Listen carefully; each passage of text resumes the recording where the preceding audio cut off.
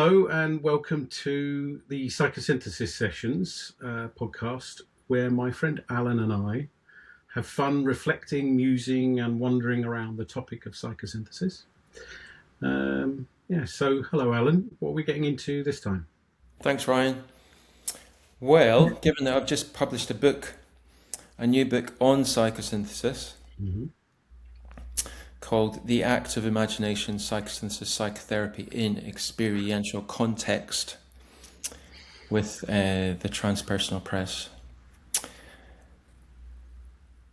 This first episode, indeed the whole first season, will follow the structure of the book, and the book begins with a really good question for the podcast, which is, what is psychosynthesis? So it's a kind of obvious but important question. So today on the Psychosynthesis Sessions, Allan and Ryan will be talking about what is psychosynthesis. Okay, yeah. And later on we'll talk a little bit more about what happens next after that, what other sessions we'll be doing and the theme of the other chapters. But today, we're going to focus on the prologue and the introduction and kind of the overview of the book itself, because I've just read it. In the true spirit of synthesis, you can't separate out the prologue and the intro from the bigger book.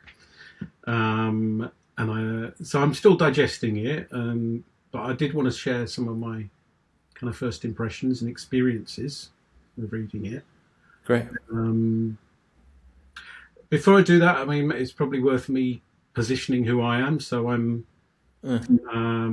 a practicing psychosynthesis counsellor, and I studied at the Psychosynthesis Trust, where I am now a tutor and trainer, and Allan is my colleague there, who's also a tutor and trainer.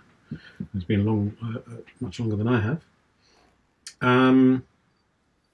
So I just wanted to say that, just to kind of, obviously my response to your book, as I can't really separate out, that context from that response to the book, even though I was really trying to read it as someone that did. Your positionality matters. Yes. Yeah. But I suppose I was actually quite moved by reading the book. Partly because I felt proud of you and your achievement as my friend, and because I've seen part of the journey that's led you to write this. Partly also because I think it did give some real moments of clarity for me as a practitioner. I've recently gone through my accreditation process as a counsellor, and that raised some questions, made me gave me some stuff to chew on about how I practice, and actually this seems to have come at a really timely point for me in my practice and clarifying what are those questions that came up. And partly, I think, because I felt like a really kind of brave piece of writing that moved me as well. Not just kind of academically, because I know, putting your ideas out there is always a brave thing, especially where they're challenging, maybe, to existing convention in those ideas. And not just professionally, but personally. I kind of saw how much of yourself you included in it. Warts and all. It's a message that that warts and all message is a really important message that we give our students, isn't it? And I really appreciated that congruence and really got a sense of your kind of human journey as a therapist, which was really moving. So that was my kind of emotional response to it, the first thing. And then, aesthetically, I thought it was a beautiful piece of work. Oh, thank you. Kind of the human tone, which is always there in the way that you write, I think, but also the elegance of it. It's like a very like the wholeness of its structure. It's really nicely thought out structure that really kind of comes together.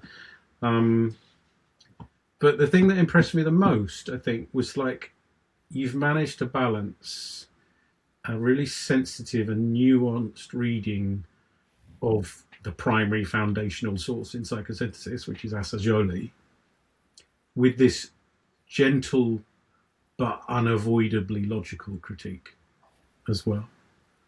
So that balance is really tricky to get right in academia. I think you've done it beautifully. So there's this kind of deep respect for Assagioli that comes through, and a sense, I mean, maybe, I don't know, a sense of sacredness in a way, I think, of, this is, you really, get a sense of your respect for Assagioli and for synthesis. So sometimes it reads a bit like, the word exegesis comes to mind, of, it's kind of a word from kind of biblical studies where you're kind of drawing out meaning from the text.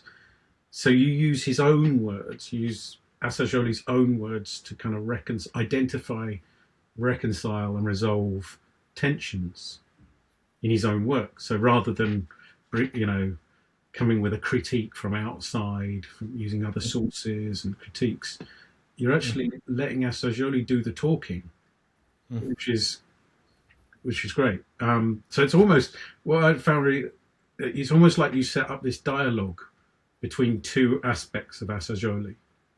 You've got that outcome focused theoretical aspect, and the deeply soulful and experiential spiritual part, and you've set them in dialogue with each other, like the pragmatist and the mystic are really talking to each other through it.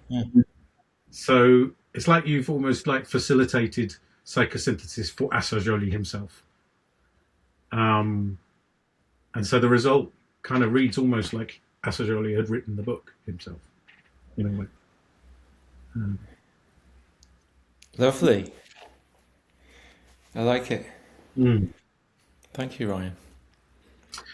And then one more thing, I just kind of contextualizing it. I think it's like I'd say this is, because we teach critical thinking to our students. We really encourage them to, as Assagioli did, to question and to help them the field, if you want to call it like that, move forward. And I think both of us have talked in the past how we wish more of that was going on, and we wish more of that was being published. Yes. And that's why we really encourage students to do that. Yes. So I'd say this is, I'd say this is the most rigorous and constructive critical contribution to the field since Furman and Gieler, and since John Furman and Anne Gieler in the 1990s, with Primal Wound and all that, and the revisioning of the egg diagram and stuff. So I can already see how valuable this is going to be as a complement or a parallel text or something. It's not quite a textbook, it's not quite an introductory textbook, but it's to have that in your back pocket, as a parallel text to the training, to the psychosynthesis training, because I think how I see my role as a tutor, yes, is helping students, kind of help you to navigate the kind of the paradoxes, the potential misinterpretations, the ambiguities, the apparent contradictions that are in this broad church of psychosynthesis. And that's, I think it's a big part of being a trainer or a tutor. And this book's going to make that a whole lot easier, I think. That is my great hope. You've definitely nailed one of the motivations for writing the book. Yeah. But yeah, thank you for all your kind words. That's really quite moving to hear. Thank you.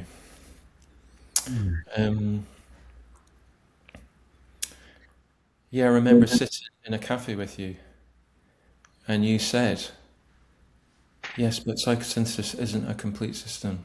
It has incoherence. It has internal contradictions. You said something like that. It was like a little penny drop moment for me. You know, where people articulate things that you've been thinking about and put it into words. And the book definitely takes that idea and runs with it. Mm. In a really gentle way. Yes. So maybe I'll just talk about the prologue.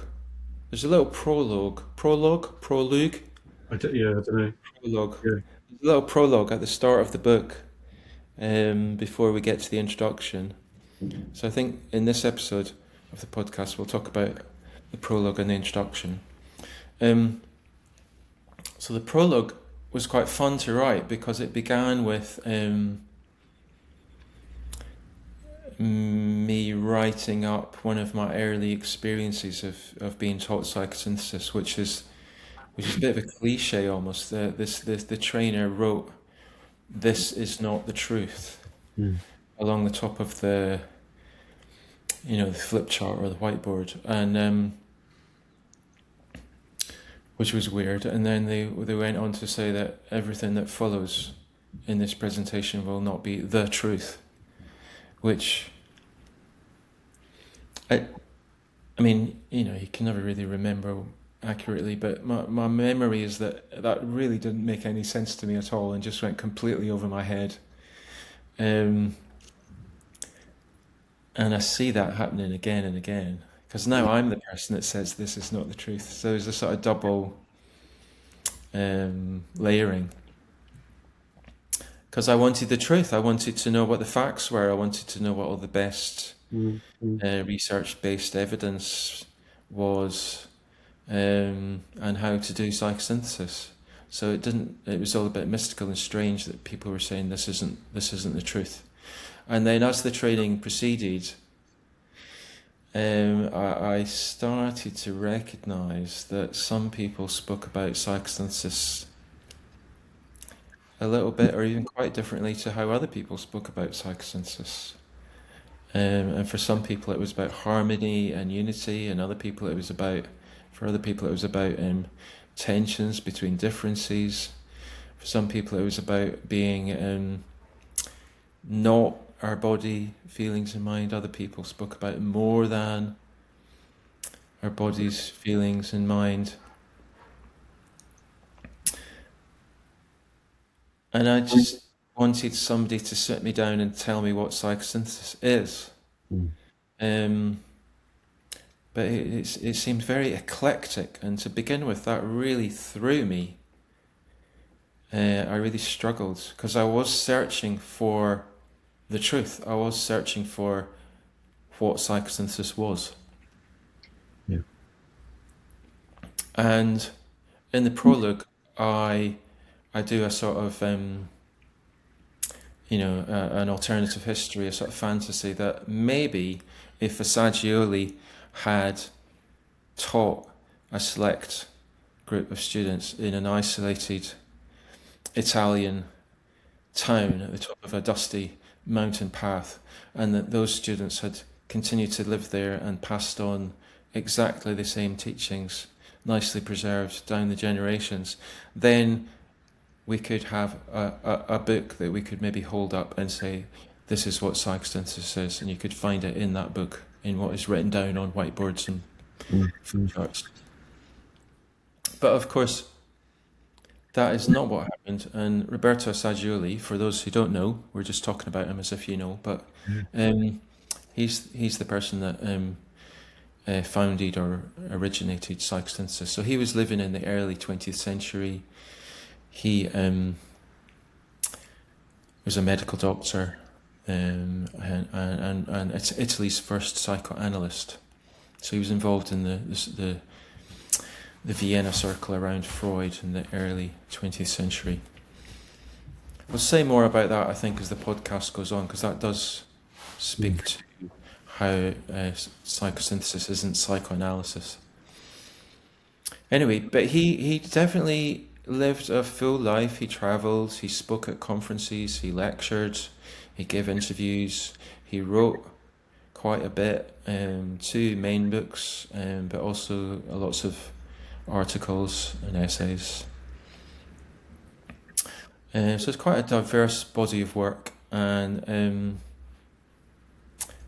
quite a nuanced body of work, which, as you've mentioned already, Ryan, has internal contradictions. It's not a system that's easily established or set out. And now well, the beautiful thing is that he never said that his presentation of psychosynthesis was what you should take psychosynthesis to be. So we'll get into that in a little while, but he was very clear that there was no orthodoxy in psychosynthesis.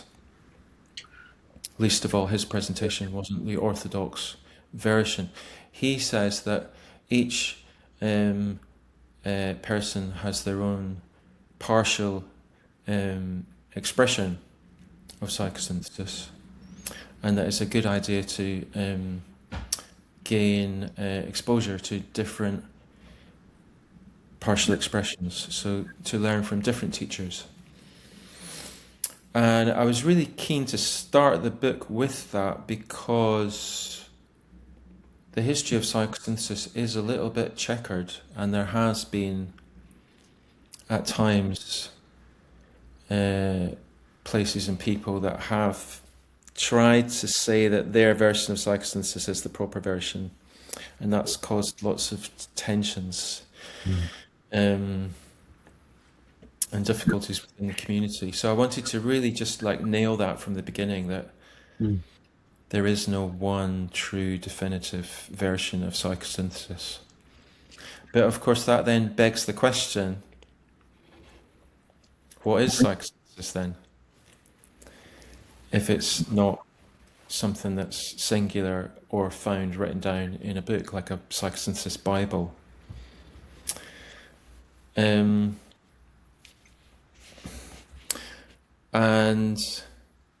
given that Assagioli says gain experience of different partial expressions, maybe instead of looking for a singular version, it may be one way to find out what psychosynthesis is, which is what the book does, is to look at the relationships between these different expressions, and maybe ask the question, what is it that these different expressions of psychosynthesis hold in common? What is it that you can say that even though they've got quite, or maybe sometimes similar, sometimes quite different ideas or emphases, what is it that they hold in common? Because, Assagioli passed on his teachings, and there's been a whole generation since him, and now I'm like the next generation after that initial generation of teachers, and they've all gone off and taught psychosynthesis in their own way. They've all drawn upon different influences, not just from psychosynthesis, but from the world, from technology, from developments in therapy that Assagioli wasn't exposed to. So it's kind of rippled out into the world and develops in all these in a rich and varied fashion. So, but the question is, if all of these presentations are psychosynthesis, there must be something holding them together, and that's the sort of opening gambit. So that was the problem you were trying to solve. Yeah, that's the opening question. Yeah. Knowing a little bit about that history of how things have diverged in America, in Europe, and here, all different contexts as well that psychosynthesis has developed since that time. I think, But even just within my main experience, like teaching at the Psychosynthesis Trust in London, I can sit in a meeting with colleagues, and they'll talk about psychosynthesis quite differently to me. Do you think that's each people holding on to different concepts as more important than other concepts? Because I think, Well, different languages for sure, mm, and also drawn upon emphasizing different influences. right, yeah, That comes through in how people talk about psychosynthesis as well. Um, and then sometimes, we teach psychosynthesis without even talking about psychosynthesis. mm, Because mainly we teach, I don't know, person-centered counselling skills, for example.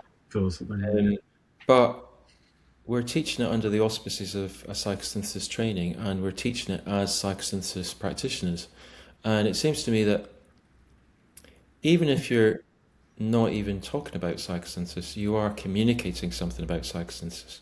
And it seems to me, where I got to with this question is that within each of these little mini psychosynthesis cultures, like each training school has a slightly different culture, there is an implicit, I talk about an implicit modus operandi. There's like a sort of implicit way of being or thinking or doing or perceiving that isn't necessarily written down or agreed upon, but is picked up from teacher to student and then passed on from student or qualified therapist to client. That you can recognize as a sort of flavor or a character that connotes psychosynthesis. And I'm very comfortable that even though my colleagues talk and perhaps think about psychosynthesis quite differently to me or each other, nevertheless, there's something. It's more about what they do that makes it psychosynthesis. I think that's the interesting thing. It's like what you do with these different ideas and languages that you can recognize as psychosynthesis. So when you start to look for it as an action or a process or in application, these theoretical differences can kind of fall away. And so that it was, and then I sort of had that insight, if you like. It was like a little epiphany one December 2022. I had that thought: stop looking for it in the written record and look for it in what people do. And then I just went away and wrote the book. And as you say, the book is all the quotes in the book are from Roberto Assagioli, apart from I think 2 quotes, because I wanted to base it on what he said, because then that's a recognizable basis for discussion. So yeah, I just went away and I did find what my intuition was telling me in his teachings. yeah. But that's the prologue. I think that's enough on the prologue. I mean, that's what struck me as, I mean, so much work actually to that kind of close, nuanced reading. To I think when a lot of people read, something that might be inconsistent or the usual kind of maybe response is confusion. And I don't know. I mean, this happens a lot with people, with students writing essays, is that they read one thing in one article that was written in 1920, another thing written in 1960, 65 or whatever, and these things are saying something different. How do I come to a coherent thing? But you've taken a really, well, you've done the work of trying to make sense of that and not just going, oh, I'm confused, or I'm going to choose this version over this version. Yes. And you've taken another approach to solve that. So that's kind of what I suppose is the content of the introduction, isn't it? As you setting out your approach. Well, just on that, I think I was at pains again in the prologue to establish that. Well, just to start that again, it's like to present a book on psychosynthesis with a self-awareness and an explicitness that there's different ways of looking at psychosynthesis, because I think the confusion comes often when students read a book on psychosynthesis and it misses that important piece of information out. Mm. And then you can read a whole book and think that that is what psychosynthesis is, and everyone else thinks the same, but it's not true. Yeah. It's not the truth. Yeah. And also that they may understand that or be told that. Yes. And then, well, what do I do with that? Yes. And Yes, right. Your book addresses that as well. Don't just play lip service to the fact that there's these different things. Let's get into it. Exactly. Yeah. So that thing about, how do you pin down what is psychosynthesis, what is not psychosynthesis, and the different directions, different schools, and different cultures and countries of psychosynthesis. But often the answer that kind of is often like, I mean, this came up a couple of weeks ago in my job as a tutor. We ask students in the first year to write an essay that views their own personal experience through one of the core concepts of psychosynthesis. So then conversation arose about, well, what exactly is that? How do we how do we decide on what the core concepts are? And often we come back to the idea of there being 7 core concepts. I'm not quite sure of the history of that. I know John Furman wrote them at some point, but I don't know if he was the first to try and do that. But yeah, that's, as you said, that kind of, when you focus on the concepts, people seem to prioritize some over others or have a different emphasis. But you've taken a very different approach. You've taken what you call a principial approach to try to find a kind of a consistency, let's say, across psychosynthesis. So why was that so important to do that, and what does that mean for you? Well, we'll talk about the concepts maybe later. I mean, that comes from Sagioli originally, but he doesn't call them concepts. That was Furman and Gila that called them concepts. He calls them something else, which we'll get to. You could have 5, you could have 10. I mean, I'm open to there being a different number of concepts, because in a sense, that's not the important thing. So the principial approach, okay, principial is a strange word, it's not really used very much, but it's connected to principles. So a principial approach is one that's based on principles or like the root ideas or beginnings of whatever it is that you're trying to study or understand. There's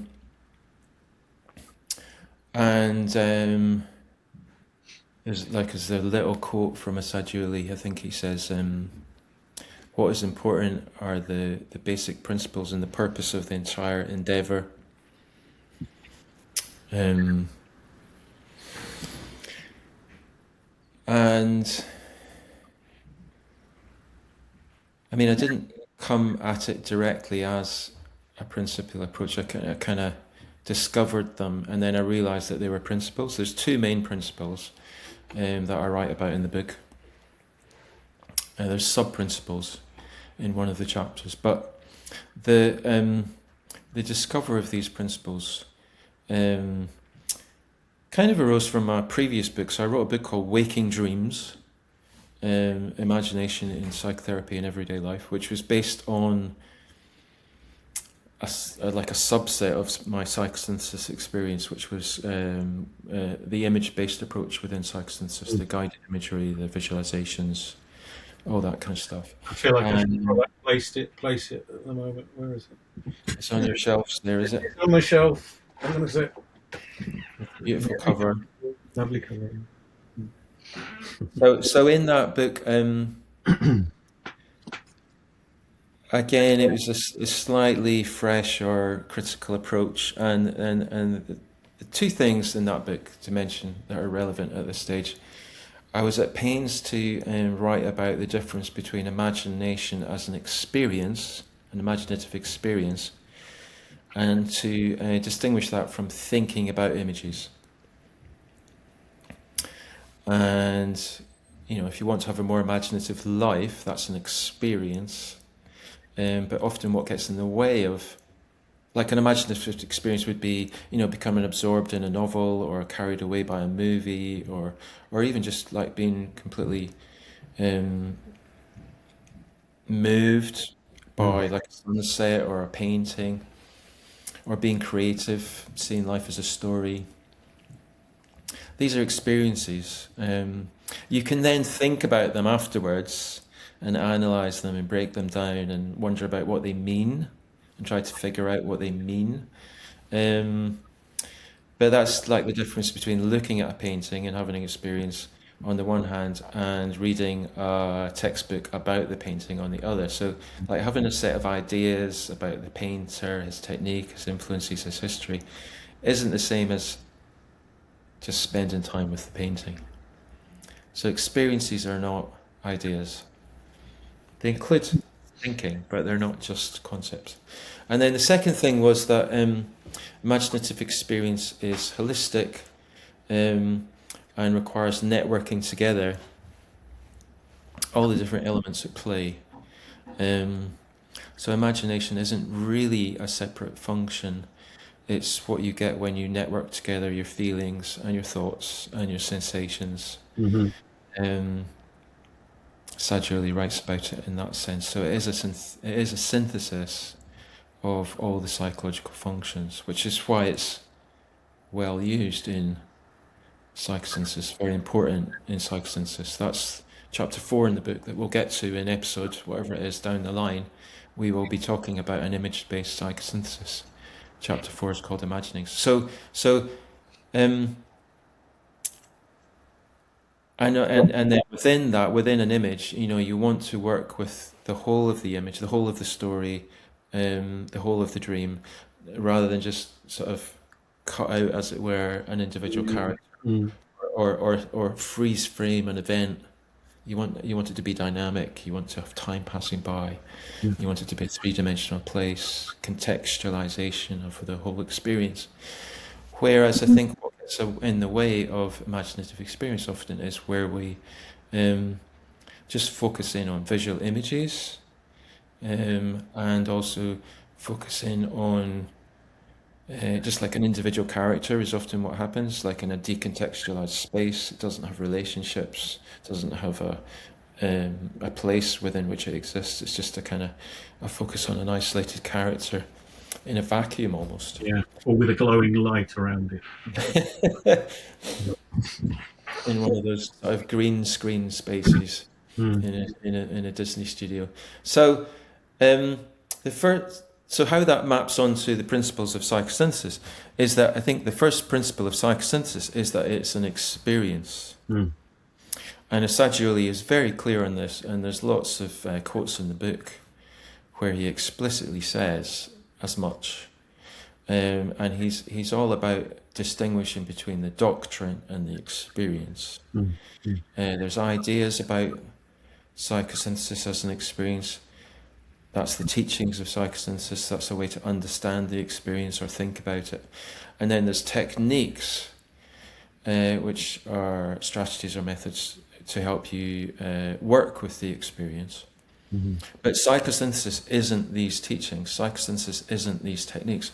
Psychosynthesis, primarily, is an experience. So the premise is that psychosynthesis is an experience, an innate experience happening psychologically, but also more broadly between people and in communities and even the cosmos, as Sadhguru talks about it, which is experienced. And I think that really, really helps get past the confusion of looking for it in these different presentations, because all the presentations are teachings, they're words, they're ideas, they're concepts. They're all just different ways to point to the underlying experience, but you can't actually capture the experience in words. Like if you eat an apple, you'll have an experience. You'll have the taste of the apple. You'll have the texture of the apple, the sweetness or the sourness of the apple in your mouth. Um, People could write down the taste of an apple. They could point to the apple as an object, but that wouldn't be the experience of eating an apple. That would just be to point to an apple. Mm. And and just reading about the taste of an apple would give you some intimations, some indications of the experience. But you have to have the experience yourself. And Assagioli says that of psychosynthesis, he says it's not proven by reason, by concepts, by theories. It's proven directly by experience. You discover it in your experience. And psychosynthesis psychotherapy is about helping people to do that. But then that begs the question, what kind of experience is psychosynthesis? Because just to say it's an experience, that you're having experiences all the time. So what is it? What is it the particular And I think that makes it psychosynthesis experience? so. This, because I'm kind of familiar. In some ways, it's a familiar idea, right? That there are two meanings of the word psychosynthesis in Assagioli's work. That there's psychosynthesis referring to the set of ideas and concepts as to the field, let's say the field of knowledge and study and description, and then there's psychosynthesis as a process, and in some ways that is quite clear. But yeah, you're right. On the one hand, it's like, yeah, what experience do you? What is that experience? And I think often what people can do or students can do, because it's like the synthesis. It's like something in the distance. It's like psychosynthesis is something that, or it's an experience that I will have after having done all these bits. You know what I mean? They get that. It's like that. One day I'll be enlightened or whatever. I will experience psychosynthesis.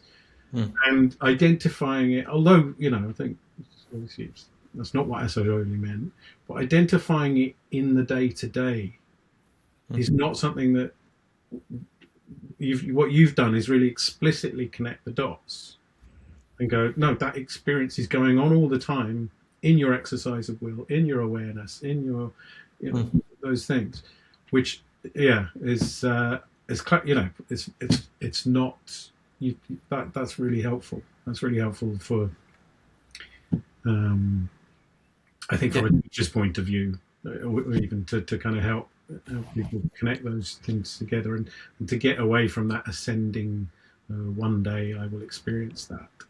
I mean, that one day I'll experience it thing is partly there in how Assagioli writes about it, because he does say you have to do your psychoanalysis, and that's like a foundation, and then you go on and do psychosynthesis. I mean, we'll talk about that later maybe, but I mean, the danger there is that you do analysis, but do you do the synthesis later? You analyze yourself, but do you then put yourself back together again as a synthesis? I mean, you miss the synthesis that's going on during analysis. Yes.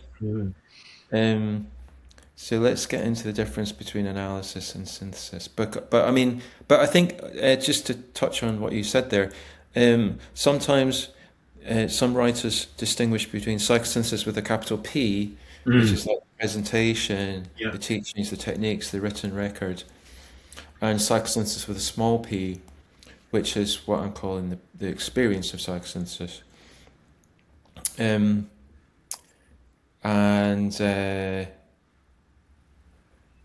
As I was writing the book, this wasn't conscious, but I just wrote psychosynthesis always with a small p, all the way through.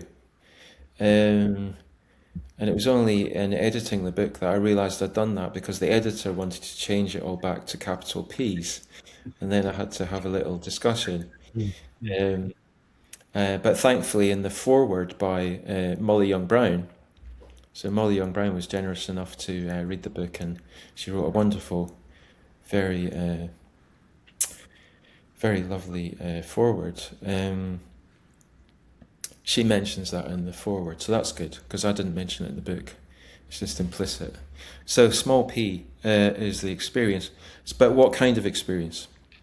So I think the historical context is a nice way in, and that's how I write about it. So Sagioli's learning about psychoanalysis. He's in the circle around Freud, early 20th century. Psychoanalysis is the thing.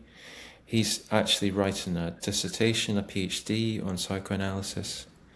The title of his completed PhD wasn't psychoanalysis and blah, blah, blah. The title of his completed PhD was Psychosynthesis, but in Italian. I can't say it in Italian. And that gives you a clue as to what the second principle is, because synthesis is the opposite of analysis. So analysis, which is maybe a more familiar word, analysis is where we break down something complex into its parts in order to understand it more easily. So like if you've got a watch and it's broken, or a car, you take it apart to find the faulty part and then you put it all back together again. Once you've understood the mechanism and fixed the part or whatever. So psychoanalysis is a way to take something quite complex, like a person and their pathology and their just anxiety or whatever, and you break it down. Like, what are the thoughts? What are the memories? What are the behaviors? To understand it better. Synthesis is going in the other direction. Synthesis is a twofold meaning, has a twofold meaning. So it's the process of gathering together the elements into a greater whole, and also the outcome of that process. So synthesis is an action, it's a method, it's a process of gathering together the elements. So we're not taking them apart, we're actually bringing them together. So we're bringing together the feelings and the thoughts and the sensations. As I mentioned earlier, in respect to imagination, you're networking together all these different strands to the experience. And then the outcome is a synthesis. And the premise is that psychological suffering is caused by separations within the psyche, where a person's psychological life is narrowed down around a limited identification, we call it. And you're separated off from your greater potential, all the other feelings and thoughts and perceptions and possibilities of human life. A bit like a pot plant on a window box in danger of drying out on a summer's day.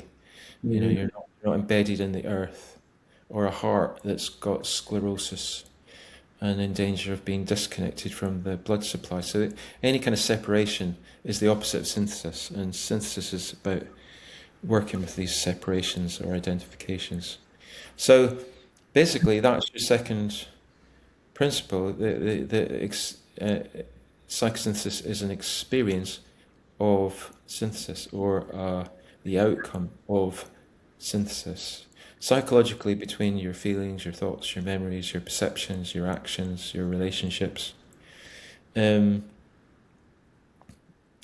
also you can see that synthesis between people, in families, communities, nations. So it fits quite nicely onto what we call systems theory, or chaos theory, or complexity theory.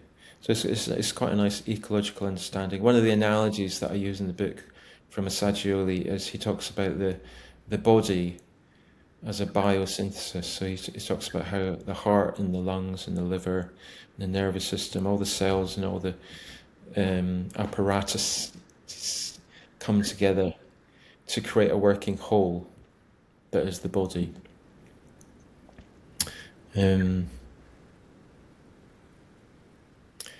So yeah, so then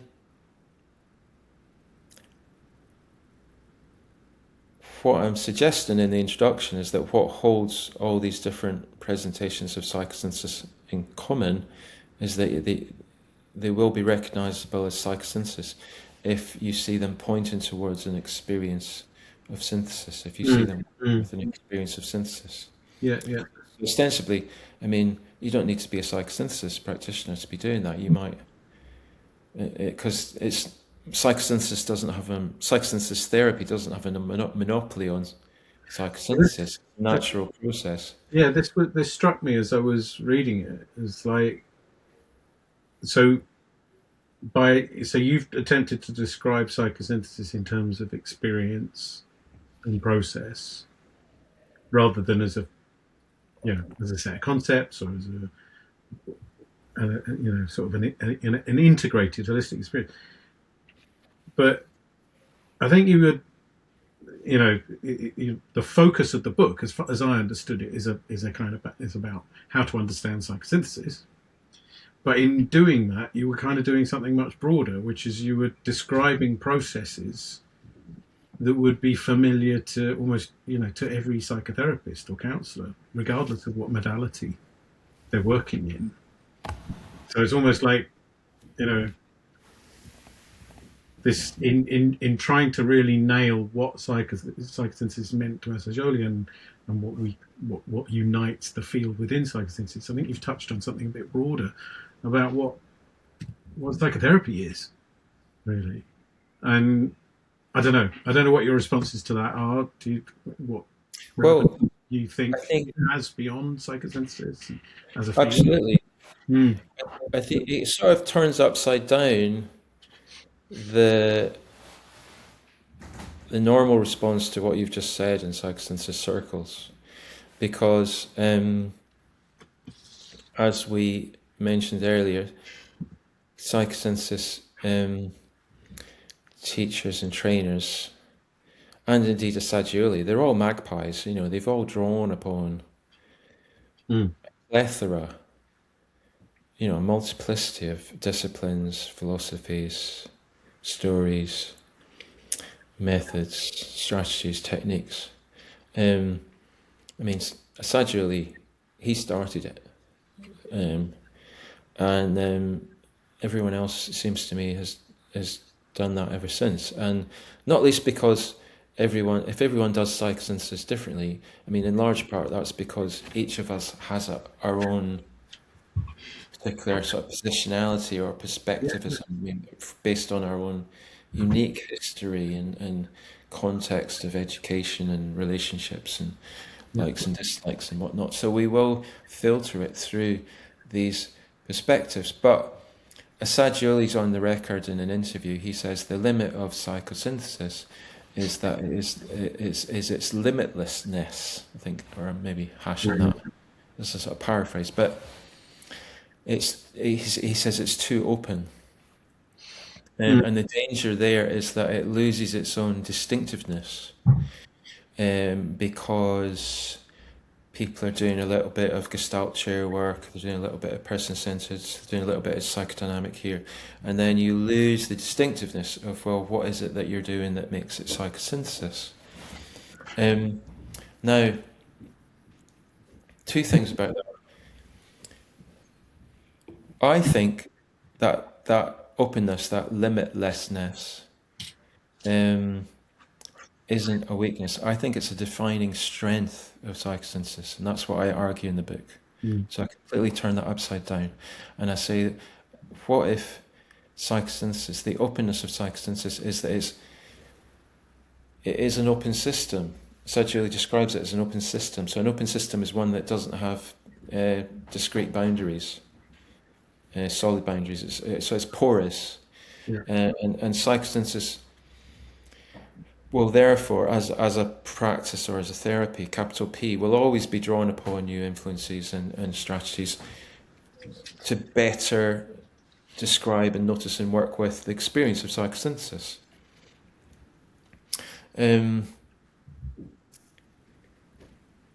But the question then is, what is it that we're doing with these psychodynamic or neuroscience or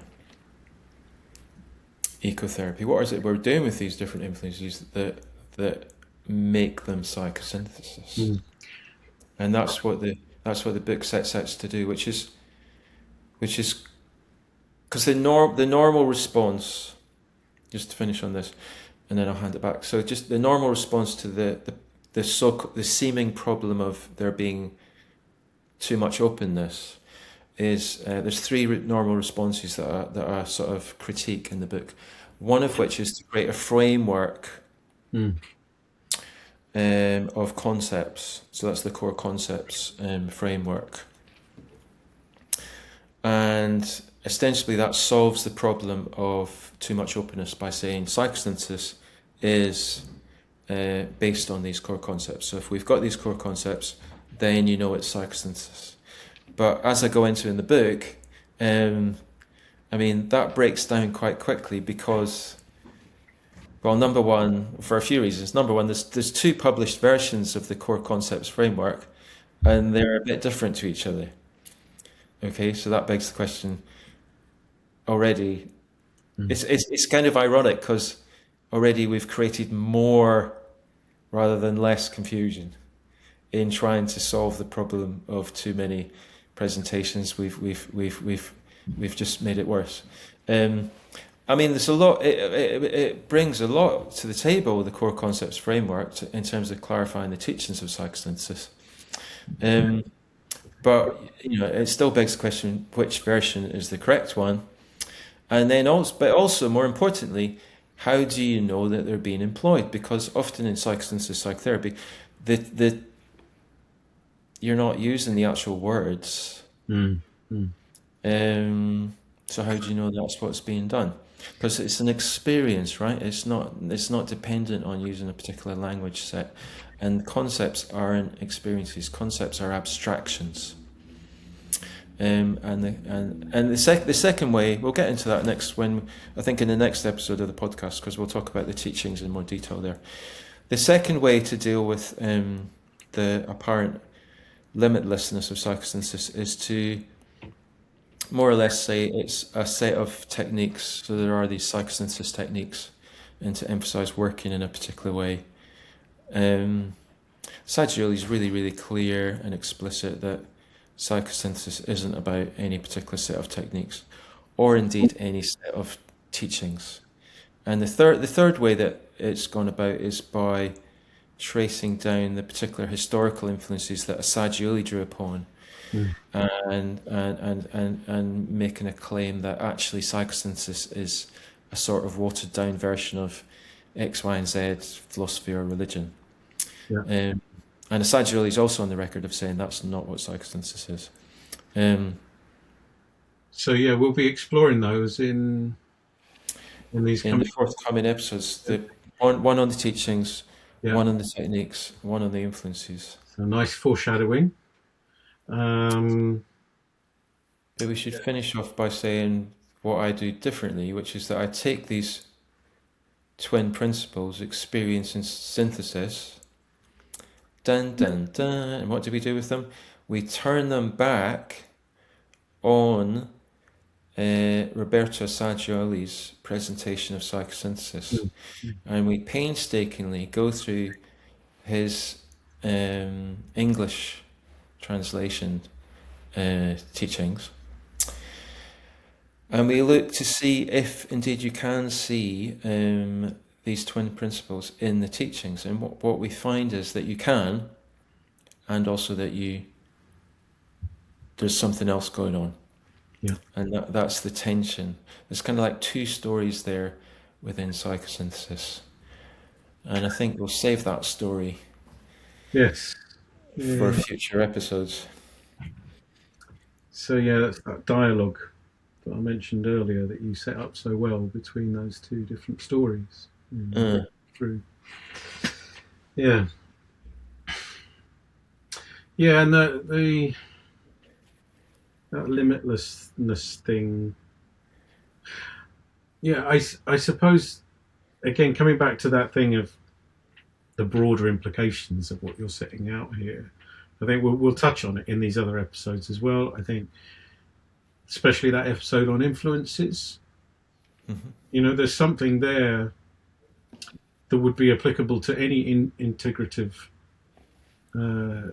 counselor, really. So, any counselor or therapist that's trying to bring together different modalities and try and work out how to fit together.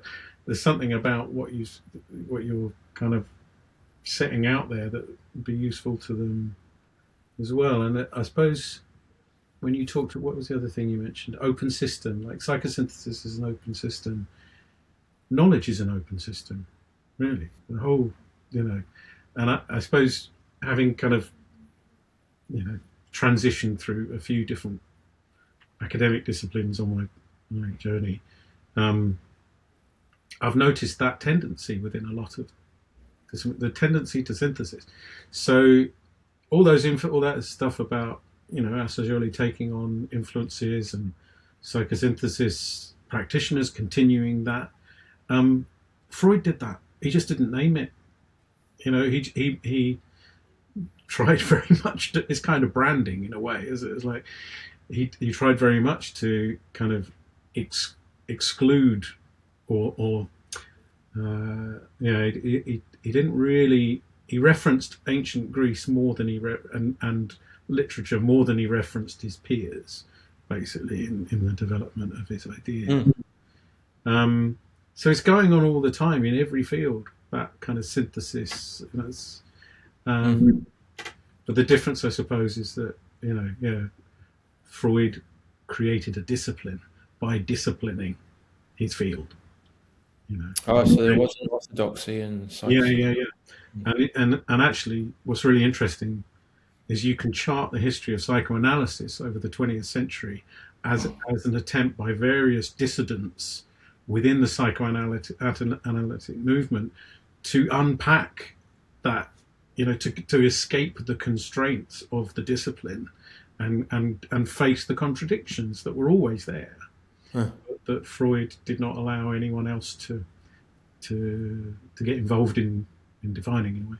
So I mean, that's really interesting. I mean, just to come in on that, I think the result of the book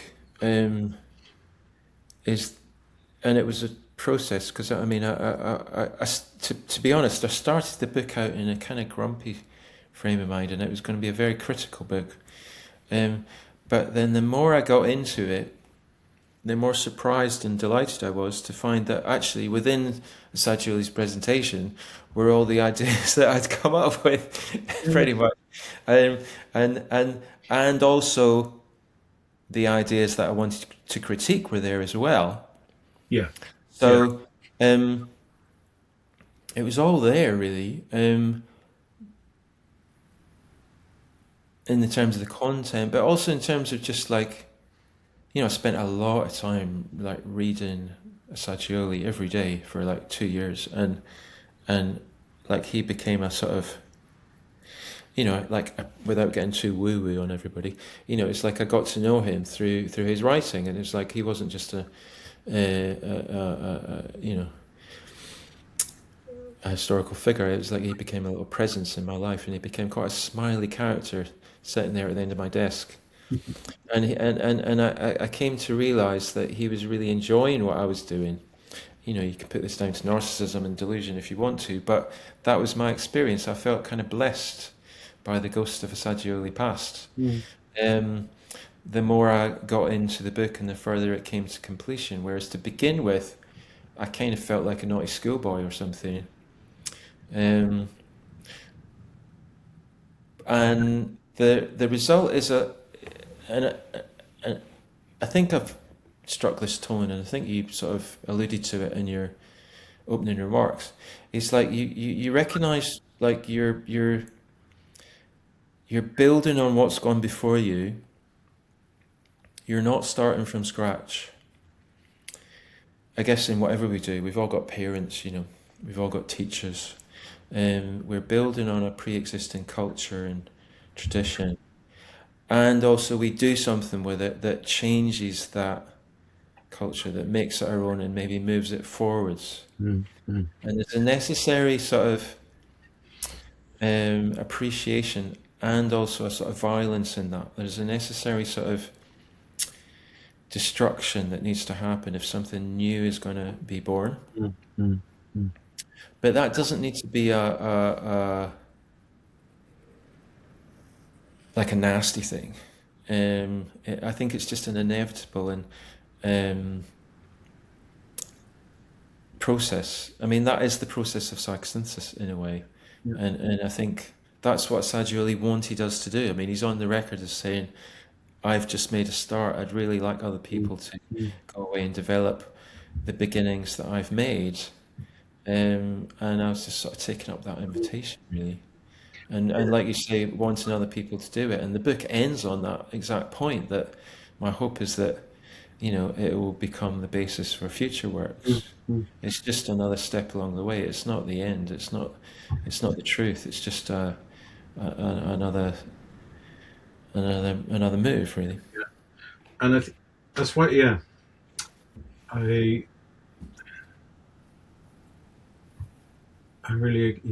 resonate with that. I really felt that in reading it. And I mean, look, in some ways you're speaking to something that's kind of at the core of academic, there's something being modeled here, which is really important, I think, and goes against some of the kind of the analytical tendencies within academia completely overall, which is that only analysis and critique are valued, and synthesis is not so much. You know, constructive synthesis and trying to resolve tensions and trying to preserve the whole rather than tear it down, or posit binaries and just keep oscillating between them.